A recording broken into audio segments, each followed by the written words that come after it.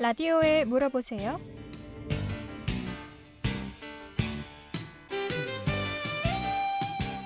여러분 안녕하십니까? 라디오에 물어보세요. 진행의 이혜린입니다. 기존 진행자 김혜정 아나운서 대신 오늘은 저와 함께 하시죠. KBS 원주방송국 라디오에 물어보세요는 매주 월요일부터 금요일까지 우리 생활과 밀접한 다양한 분야의 생활 상담을 해드리고 있습니다. 오늘은 최유덕 변호사 모시고 법률 상담 진행하겠습니다.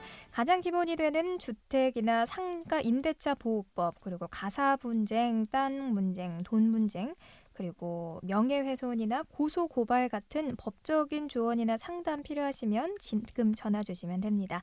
이용하실 상담 전화는 764-6335, 764-6336 두 대 전화 준비되어 있습니다. 전화 어렵거나 번거로우신 분들은 50원의 정보 이용료 있는 문자 샵 8950번으로 상담 주시면 됩니다. 그럼 시작하도록 하겠습니다. 안녕하세요. 예, 안녕하십니까. 네, 오늘은 어떤 이야기로 시작을 해볼까요? 예, 그 최근에 이제 10월 달 정도에 이제 그 전국 각지 법원에서 선고된 판결 중에서요. 네. 그 도움이 될 만한 판결을 한 5가지 정도 골라왔습니다. 네. 그래서 처음 이제 소개드릴 판례는요. 그러니까 서울행정법원에서 이제 최근에 선고가 된 사건입니다. 네. 이게 어떤 거냐면 그 회식 중에 2차 회식 이후에 귀가를 하다가 네. 그 무단 횡단을 했고 교통사고를 당한 그 근로자에 대해서 업무상 재해가 인정되는지에 대한 그 행정법원 판례입니다. 네. 그런데 이제 이 사건에서는 업무상 재해를 인정을 했습니다. 네. 그런데 이제 업무상 재해라고 하는 것에 대해서 좀 말씀을 드리면 업무와 관련해서 재해를 입어야 된다라고 하는 부분이 이제 핵심적인 쟁점이 될 겁니다. 네. 근데 이제 업무 관련성을 어떻게 판단을 하느냐라고 할 때 일반적으로 이제 대법원에서 제시하고 있는 기준은 그 사업주의 그 지배나 관리를 받는 상황이어야 한다라는 것이거든요. 그래서 과거에 이제 예전에 이제 판례들은 그 사업장에서 뭔가 그 사고가 났을 때 그런 경우에는 이제 업무 관련성을 인정을 했었습니다. 그런데 그 이후에 이제 점점 그 범위가 확대가 돼서 그러니까 출근할 때 또는 퇴근할 때 그런 경우에도 업무 관련성이 이제 확장이 되기 시작을 했거든요. 네.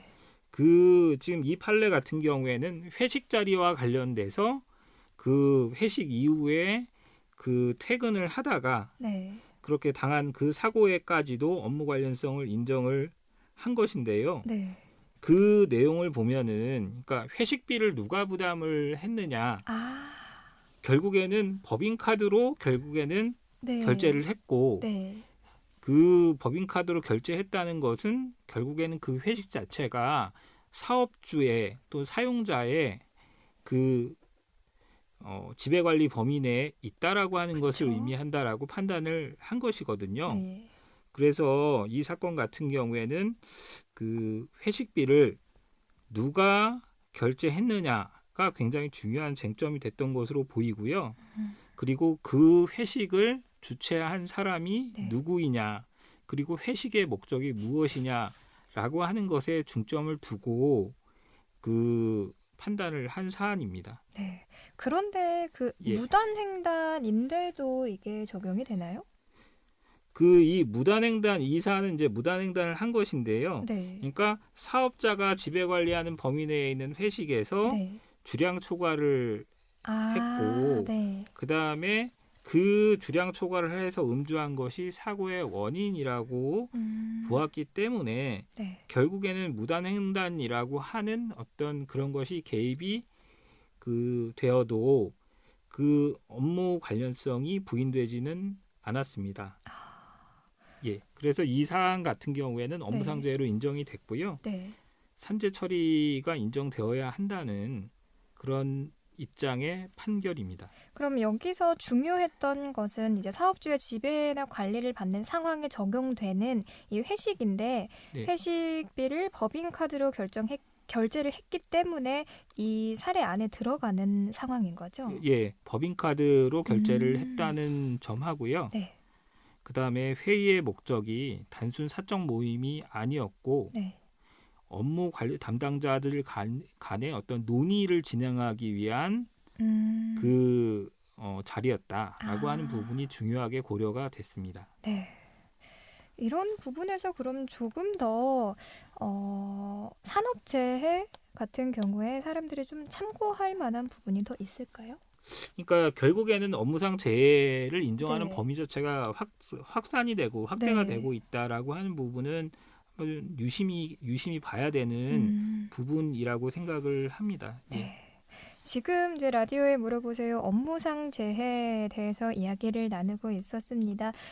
전화 주시는 번호는 033-764-6335, 6336번 2대 전화 준비되어 있고요. 오늘 법률 상담 진행하고 있습니다. 다음으로 넘어가 보겠습니다. 예. 다음 사례는요. 이제 서울중앙법원에서 선고된 사건인데요. 네. 이거는 이제 지금 요즘은 여행을 이제 가기가 굉장히 어려운 상황이긴 한데요. 네. 그 코로나 이전에 이제 유럽에 여행을 갔다가 네. 그 도난 사고하고 교통 사고를 당해서 많죠. 예. 그래서 이제 그 여행사를 상대로 해서 손해배상 청구를 했던 사안입니다.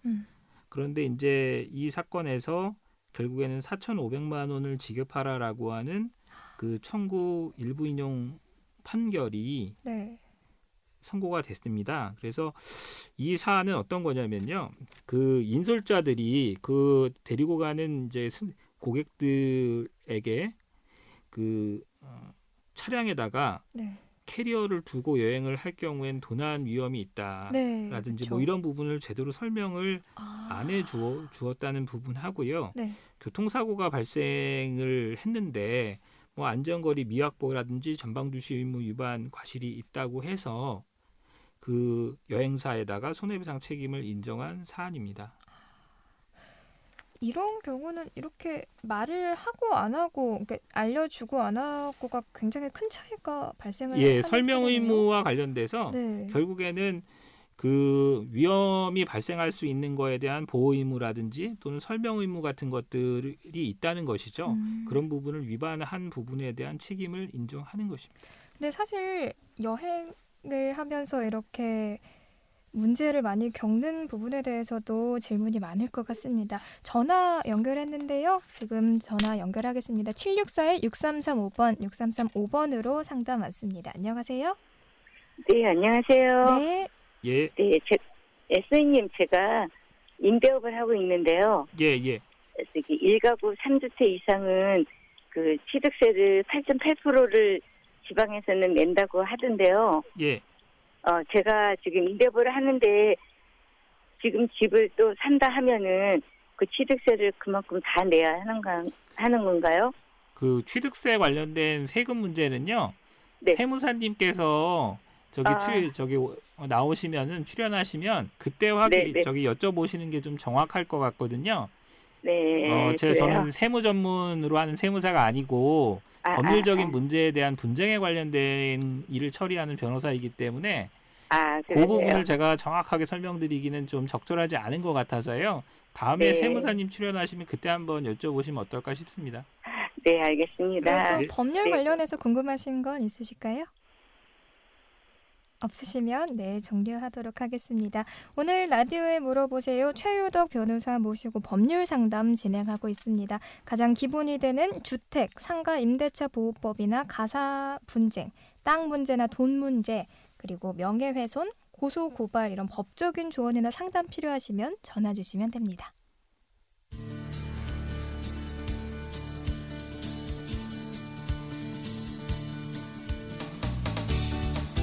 여러분께서는 KBS 원주방송국에서 진행해드리는 라디오에 물어보세요를 듣고 계십니다. 라디오에 물어보세요는 매주 월요일부터 금요일까지 실생활에 필요한 생활 상담을 해드리고 있습니다. 라디오에 물어보세요. 지금 여러분의 상담 전화를 받고 있습니다. 전화 주실 곳은 764-6335번, 764-6336번입니다. 지금 전화 주시면 전문가와 바로 상담하실 수 있습니다.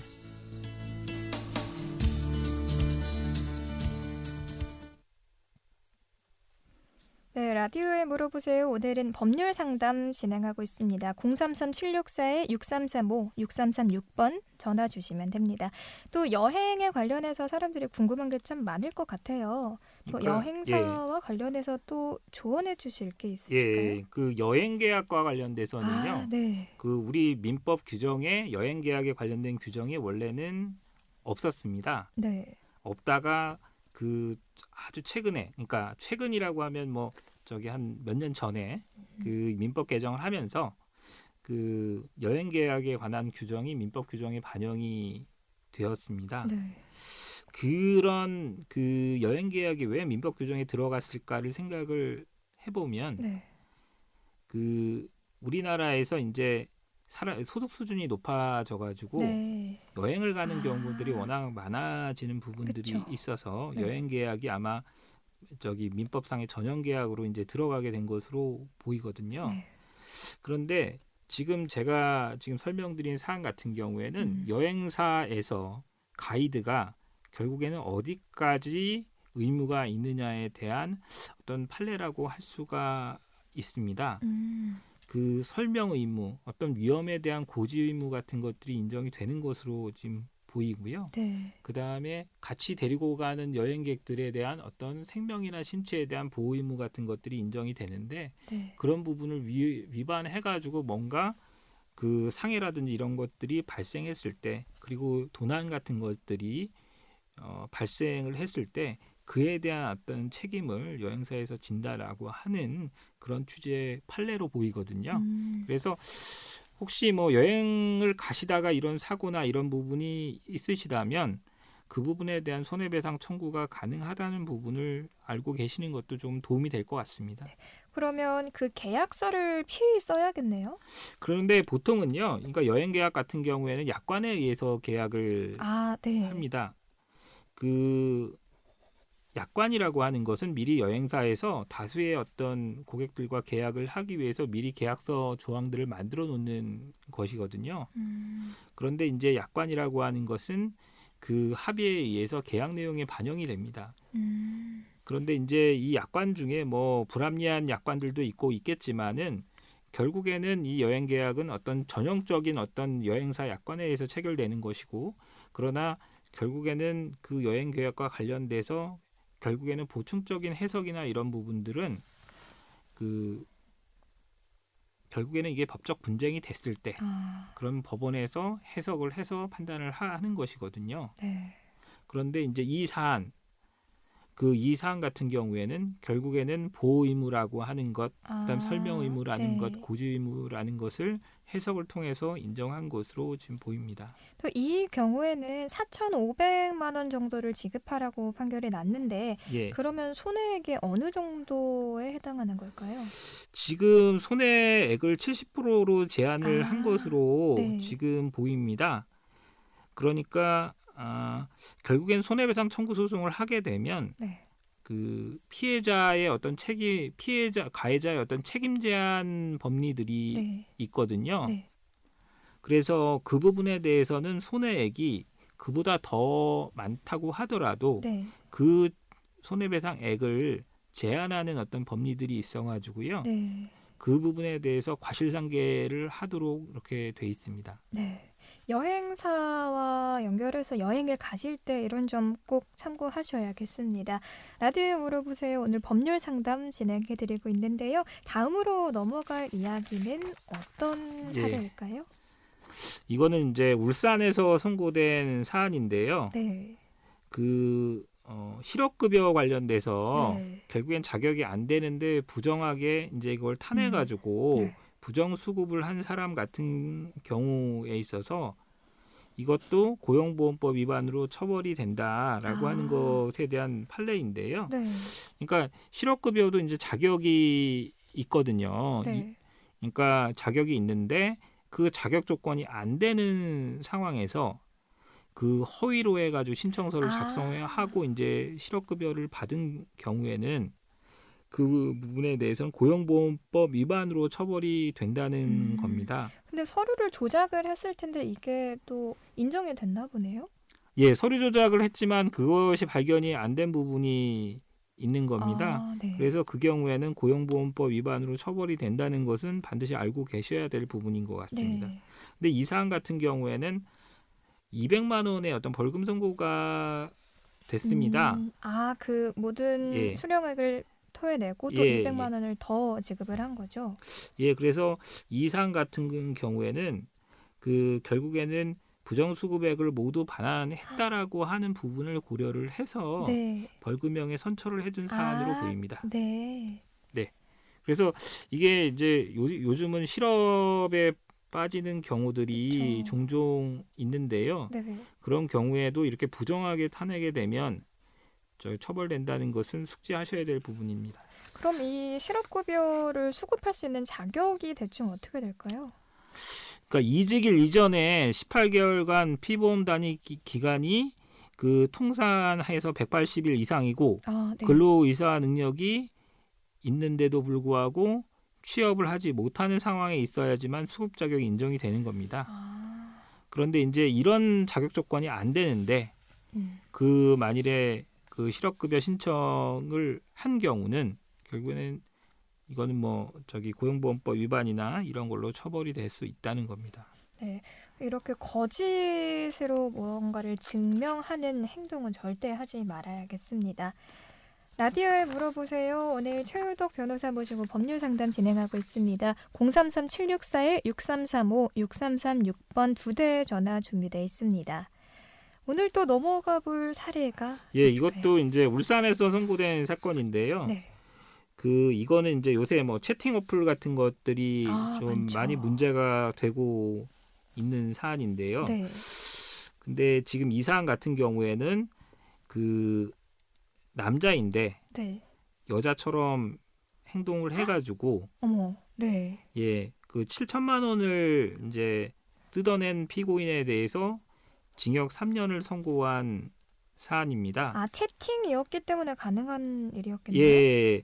그런데 참 이게 어떻게 이런 일이 벌어질 수 있을까 이런 그러게요. 생각이 드는 정도의 사안인데요. 네. 그러니까 이 피고인 같은 경우에는 누범 기간 중에 이제 이 행동을 했고요. 그 다음에 사기 관련돼서 계속 이제 이와 같은 행동을 했던 것으로 보입니다. 그리고 이제 피해 금액이 이제 7천만 원이 넘고, 네. 그 다음에 피해 회복이 전혀 안 된 점 등이 고려가 돼가지고요. 3년 실형 선고가 됐습니다. 그런데 이제 7천만 원을 정도의 편취 사건에서 네. 징역 3년이라고 하는 것은 어떻게 보면 굉장히 엄중한 처벌이라고 할 수가 있거든요. 네. 보통은 1억을 편취를 했다, 사기 범행을 했다라고 했을 때는 그 선고 형량이 초범의 경우에는 1년에서 조금 1년 6월 사이 이 정도를 생각을 할 수 있는 사안인데요. 네. 이 경우에는 징역 3년을 선고한 것은 네. 통상적인 그 선고 어떤 양형에 비해서 엄히 처벌되었다. 네. 이렇게 생각할 수 있는 겁니다. 이게 또 다른 문제가 더 있을 것 같아요. 사람을 속이기도 했는데 그럴 경우 다른 사람의 사진을 도용하는 문제도 있겠죠? 예, 여러 가지 이제 문제들이 나옵니다. 근데 이제 이 사건은 사기로 이제 기소가 됐고요. 네.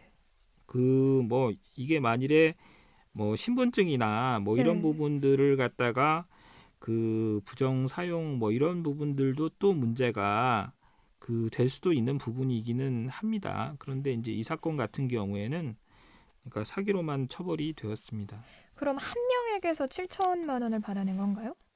이 건 같은 경우에는 예, 지금 한 사람한테 그와 같은 돈을 받은 것으로 지금 보입니다. 그래서 지금 결국에는 이제 어플리케이션이라고 앱이라고 하는 것 자체가 굉장히 위험성이 있는 부분들이 있잖아요. 그래서 좀 이 사안 같은 경우에도 좀 그 어플리케이션 같은 경우에 굉장히 그게 위험하게 사용될 수 있다는 것을 단적으로 보여주는 그런 사안이라고 보입니다.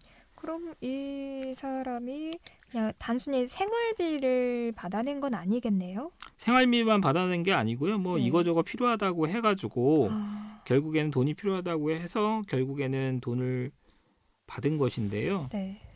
그 결국에는 이제 피해자 같은 경우에도 이게 그러니까 결국에는 피해자를 단순히 억울하다라고만 볼 수 있는 사안은 아니고 네. 결국에는 피해자 같은 경우에도 좀 문제가 있을 수 있는 사안이긴 합니다. 그 저기 앱으로 해가지고 만나는 사람한테 그렇죠. 그 막대한 돈을 보내줬다는 것 자체가 결국엔 피해자의 어떤 판단과 관련돼서도 상당히 네. 좀 문제가 있었다라고 보입니다만 그러나 그 가해자에 대한 엄중한 처벌이 좀 필요했던 사안으로 보입니다. 네, 얼굴도 모르는 사람에게 이렇게 돈을 건네는 일은 참 주의해야 할 것 같습니다. 이렇게 한두 번도 아니고요. 7천만 원 정도면 작은 금액의 7천만 원 222회에 걸쳐가지고 돈을 결국에는 받은 것으로 상당히 나와 많이 있습니다. 보냈네요. 예. 의심을 안 했을까요? 글쎄요, 그거는 뭐 알 수가 없는 것인데 네. 이 사안 같은 경우에는 뭐 앱으로 하는 것들이 대부분 그렇지 않습니까? 이게 뭐 사진이나 이런 것들도 조작 가능성이 좀 네. 있고 뭐 여러 가지가 있으니까요. 네, 네. 좀 의심하는 부분도 좀 필요하겠습니다. 다음으로 넘어갈 사례가 있을까요? 예, 다음은요. 이제 오늘 마지막으로 네. 이제 제가 준비해 온 사례입니다. 네. 이거는 이제 요새 농촌에서 이제 사발이 관련된 게 있습니다. 그 농기계 말씀하시는 예, 거죠? 사발이라는 게 뭐 ATV 뭐 아, 이렇게 네. 해가지고 그 뭐 놀이기구 뭐 이런 데서도 네. 체험 이런 네, 데서도 뭐 맞아요. 하는 것들이 있는데요. 네. 이 이제 사발이를 갖다가 이게 자동차로 볼 거냐 아니냐에 대한 그 문제에 그러게요. 대한 네. 그 대법원 판결입니다. 네. 그 저도 이게 굉장히 좀 궁금했던 사안이긴 하거든요. 네. 이게 그 사발이라고 하는 게 이게 과연 자동차로 분류가 될 거냐 말 거냐 이게 그리고 만일에 무면허 운전 관련돼서도 처벌이 네. 될 수 있는지에 대한 궁금증이 있었는데요. 그 지금 대법원에서는 이 사발이는 자동차가 아니다라고 하는 판단을 하였습니다. 그 이게 사발이가 자동차가 아니다, 도로교통법상 자동차가 아니다라고 하는 판단이 네. 왜 중요한지는요. 네. 이게 이제 자동차 운전 면허의 대상이 안 된다는 것을 의미를 하고요. 네. 그것은 뭐냐면 만일에 자동차 운전 면허 없이 운전을 하더라도 무면허 운전 처벌이 안 되는 것을 의미를 하거든요. 그래서 이 사안 같은 경우에는 제가 보기에는 굉장히 중요한 판례처럼 보입니다. 그런데 그럼 과연 그러면 사발이를 갖다가 그 아무나 그러면 운전해도 되느냐라고 하는 네. 그 부분에 대한 염려나 걱정도 분명히 존재하고요. 그 부분에 대해서는 아마 입법적으로 보완이 좀 필요하지 않을까라는 생각을 하고 있습니다. 네. 그 결국에는 도로교통법상 그 무면허 운전과 관련돼서 이 사건은 그 1심의 경우에는 이제 무죄 선고가 했던 무죄 선고의 그 선고를 했었고요. 네. 그 다음에 항소심에서는 이제 유죄 선고를 했던 사안이어가지고 네. 그러니까 대법원에 가기 전에 이제 항소심의 의견이 이제 충돌됐던 사안입니다. 그런데 이제 법원에서는 1심의 판단을 갖다가 네. 받아들이면서 파기환송을 한 사안이고요. 이게 이제 창원 경상도 쪽에 있는 그 창원지방법원에서 이제 그 했던 사안으로 보입니다.